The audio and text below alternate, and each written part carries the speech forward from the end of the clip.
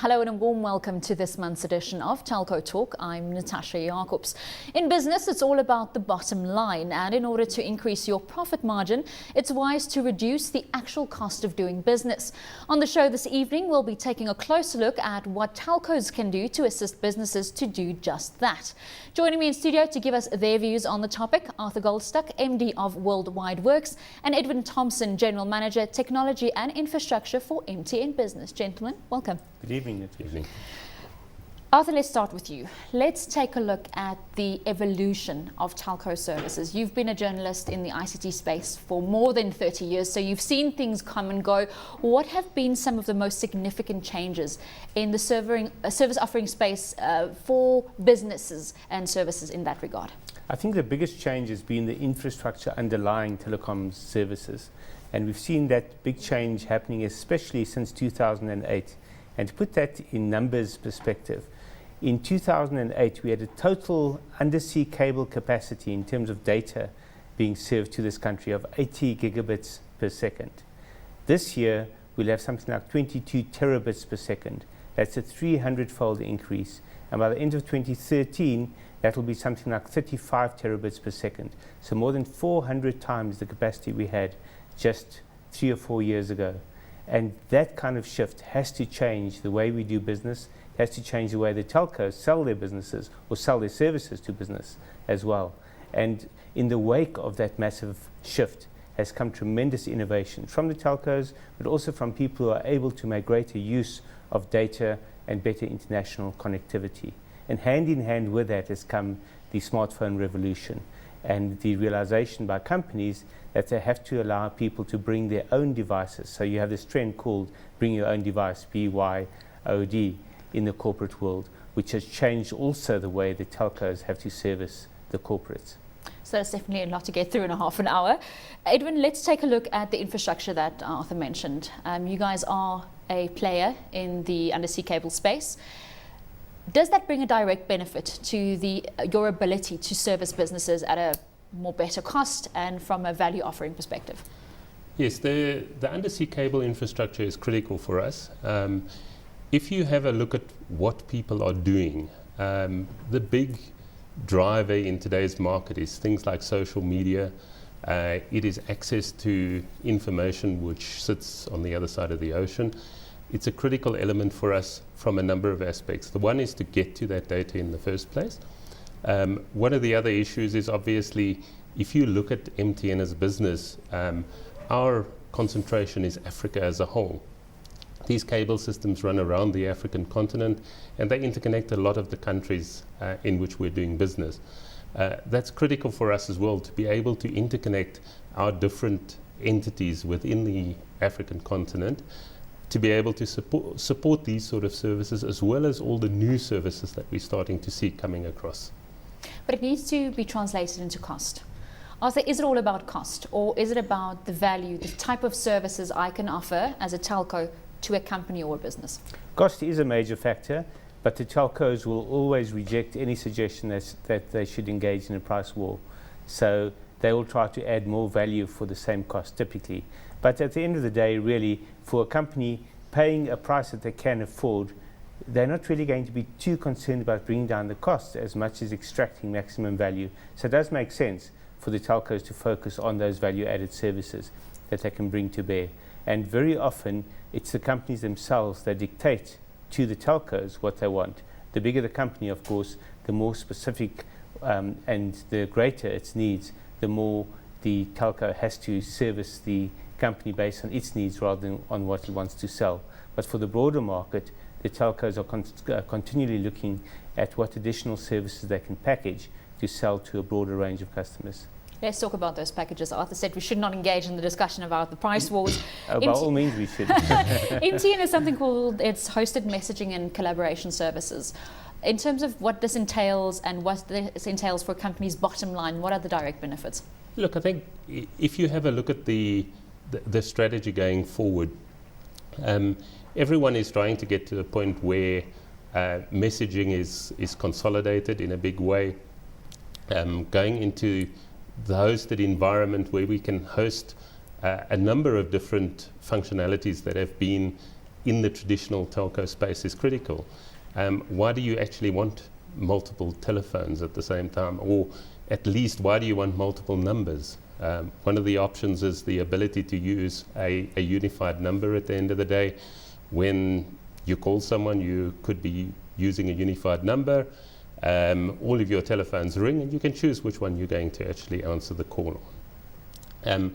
Other scenarios are, why do you always want to go and look at your voicemail in 4 or 5 different places? Why not have it just pop out in your email box? Those sort of functionalities are critical to create a more efficient use of your telephony systems at the end of the day, and they're there today already. And speaking about these hosted services, if you do give them to an external company like an MTN, that means that less pressure on your own in-house IT services, where you'd perhaps just lead one interface instead of 10 people in a department, thus bringing direct cost benefits to the company.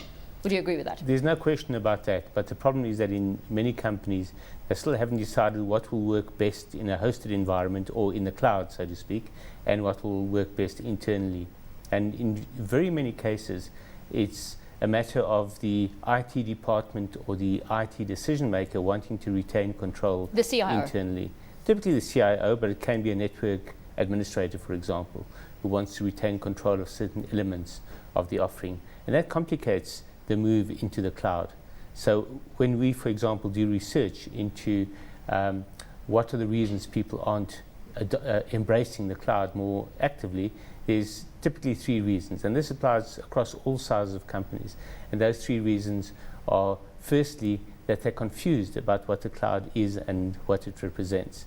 Secondly, they're uncertain about the benefits, both cost and in terms of the value it offers. And thirdly is plain old fear.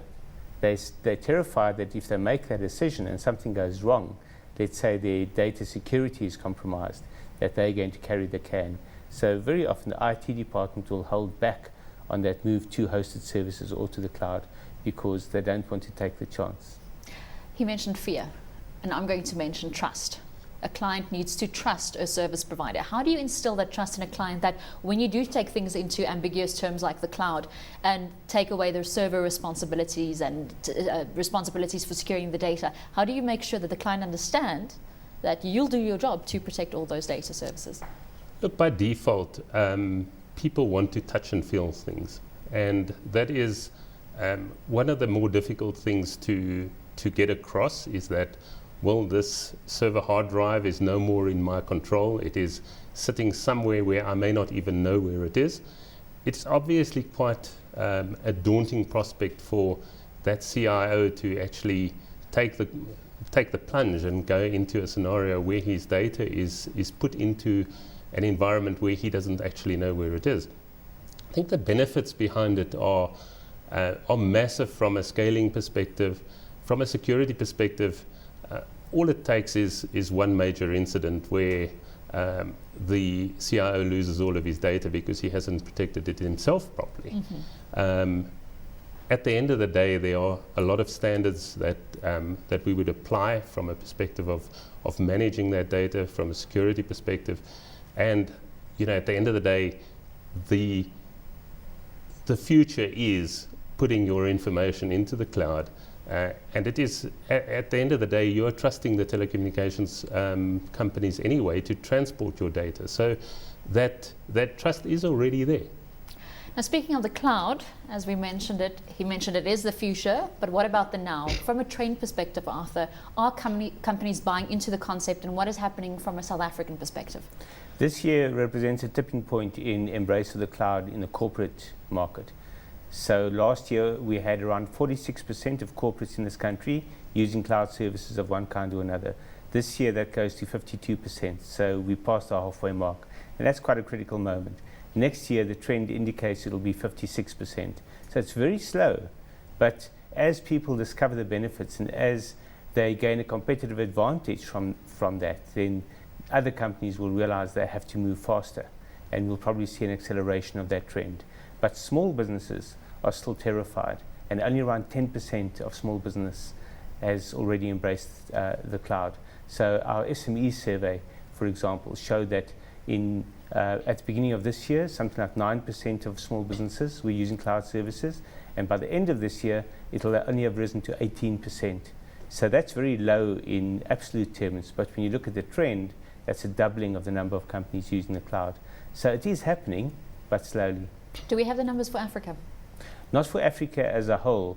When we've asked the question in our Africa research about whether companies use the cloud, almost none of them say they do. When you ask if they're planning to, or if they're considering it, then there's a sort of vague willing to consider it rather than we're definitely going to embrace it in the coming year. Now, Edwin, you guys do operate extensively on the continent. What has the uptake been from your perspective in utilizing and understanding cloud services? I think if we take the broader continent, it is relatively slow at this point in time, remembering that a lot of countries in the continent are still trying to get decent telecommunication systems in, let alone getting cloud services in. In the larger geographies, there is a big move towards cloud services. Us ourselves are putting a lot of infrastructure in to support it. And I actually disagree around the SME environment. Yes, they may be slow to want to take it up, but that is actually where cloud services come into their own. Arthur, is it about educating the businessman on the Very value? much so, very much so. That's in fact one of the issues that come out of our SME survey. We conclude that one of the key requirements is educating small and large businesses on the benefits of the cloud. I agree with Edwin that the cloud actually brings greatest benefits to the SME because it takes so much cost out of the equation and it also takes so much complexity out of their decision-making process. It really is a boon to SMEs. But again, they have the same concerns, the same issues as the big companies. They have to be educated, and they have to gain trust, and they have to understand the benefits. I think that's a perfect place to leave it before we go to break. We're going to a quick ad break. More Telco Talk right after this.